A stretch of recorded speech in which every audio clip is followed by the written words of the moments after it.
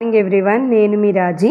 ఈరోజు మనం ఈ అభ్యసన నమూనా అంటే మెథడాలజీలో ఇంపార్టెంట్ టాపిక్ గురించి చూద్దాము. న్యూ సిలబస్ ఇదంతా బుక్ 2018 అయినప్పటికీ కూడా సిలబస్ అంతా సేమ్ అండి, ఇప్పుడున్న సిలబస్సే. ఓకేనా? ఈ అభ్యసన నమూనా అంటే ఈ లెర్నింగ్ మోడల్ చూద్దాం ఇదేంటో. ఈ బోధన ద్వారా అభ్యసన ప్రక్రియ అనేది ఎలా జరుగుతుందో చూద్దాం. 5E అంటే ఏంటంటే ఎంగేజ్, నెక్స్ట్ ఎక్స్ప్లోర్. ఎంగేజ్ అంటే కృత్యంలో నిమగ్నం కావడం. నెక్స్ట్ ఎక్స్ప్లోర్ అన్వేషించి తెలుసుకోవడం. నెక్స్ట్ ఎక్స్ప్లెయిన్ విశదీకరించడం, ఎక్స్ప్లెయినింగ్ చేయడం. నెక్స్ట్ ఎలాబరేట్ విపులీకరించడం, సూక్ష్మ అంశాలను కూడా పరిశీలించి విపులంగా చర్చించడం. నెక్స్ట్ ఎవాల్యుయేట్ మూల్యాంకనం చేయడం. ఈ 5 విషయాల గురించి ఇక్కడ 8వ తరగతిలోని కిణ్వన ప్రక్రియ ఉంటుంది కదా మనకి రొట్టె తయారీలో. ఈ కిణ్వన ప్రక్రియ గురించి క్లియర్గా వివరించాడు చూడండి. ఫస్ట్ ఎంగేజ్ అంటే పులవడం లేదా కిణ్వన ప్రక్రియ భావన అనేది ఎలాగా ఎలాబరేట్ చేస్తున్నాం 5E ద్వారా అని. ఎంగేజ్ అంటే కృత్యంలో నిమగ్నం కావడం.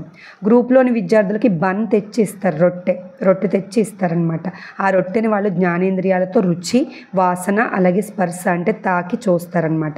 ఈ పరిశీలనలన్నీ చేస్తారు. ఎంగేజ్ అంటే కృత్యంలో నిమగ్నం అవుతారు. నెక్స్ట్ ఎక్స్ప్లోర్ అన్వేషించి తెలుసుకోవడం. డైరెక్ట్గా ఫ్యాక్టరీకి వెళ్ళిపోతారు.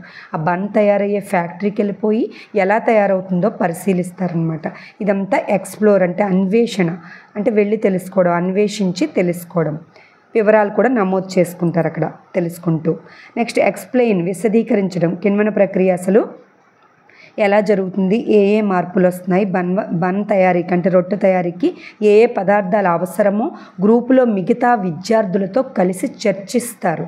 ఓకే, ఎక్కడికి వెళ్ళరు, వీళ్ళు కలిసి చర్చిస్తారంతే. బన్ కూడా వీళ్ళ దగ్గర లేదు, ఇక్కడ ఉంది, ఎంగేజ్లో ఉంది, కానీ ఇక్కడ వీళ్ళు చర్చిస్తున్నారు. ఇది ఎక్స్ప్లెయిన్. నెక్స్ట్ ఎలాబరేట్ విపులీకరించడం అంటే ఏంటంటే మెటీరియల్స్ అన్నీ తెచ్చుకుంటారు. అంటే మైదా, రొట్టెకి కావాల్సిన మైదా, చక్కెర, ఈస్ట్, శిలీంధ్రాలు ఇవన్నీ తెచ్చుకుని తగిన పాలలో కలిపి 10 to 15 minutes అలా వదిలేస్తే అది ఉబ్బుతుంది కదా. మైదా పిండి ముద్దలో వచ్చిన మార్పుల్ని వీళ్ళు జ్ఞానేంద్రియాల ద్వారా మళ్ళీ పరిశీలిస్తారు. ఇక్కడ కూడా జ్ఞానేంద్రియాల ద్వారా పరిశీలించారు. ఎక్కడ ఎంగేజ్లో నిమగ్నం అవడంలో. ఇక్కడ కూడా జ్ఞానేంద్రియాల ద్వారా వాసన, రుచి, స్పర్శ ద్వారా డైరెక్ట్గా వాళ్ళు తయారు చేస్తూ ఎలాబరేట్ అంటే విపులీకరిస్తారు. అంటే చిన్న చిన్న అంశాలను కూడా వాళ్ళు తయారు చేస్తూ విపులంగా చర్చిస్తారు. ఇది చాలా పెద్ద ప్రాసెస్ అన్నమాట, విపులీకరణ. Okay, elaborate.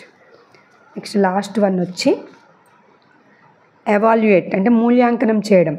అన్ని గ్రూపులు తరగతి గదిలోని విద్యార్థుల్ని ఒక 5 గ్రూపుల కింద, అంటే వాళ్ళ ఎంతమంది ఉన్నారో జనాన్ని బట్టి గ్రూపుల కింద సెక్షన్ డివైడ్ చేస్తాం కదా. ఆ డివైడ్లో ఒక గ్రూపు ఒకలా చేస్తారు. అప్పుడు ఒక గ్రూపు వాళ్ళు మిగతా గ్రూపులతో చర్చిస్తారనమాట. మొత్తానికి ఒక నిర్ణయానికి వస్తారు. అందరూ కలిపి ఒక మూల్యాంకనం ఎవాల్యుయేషన్కి వస్తారు. ఇది 5E అనమాట. క్లియర్ కదా? 5E అంటే ఎంగేజ్, ఎక్స్ప్లోర్ అంటే ఎక్స్ప్లెయిన్, ఎలాబరేట్, ఎవాల్యుయేషన్. ఓకే, ఇది 5E గురించి ఒక 4 minutes అంతే.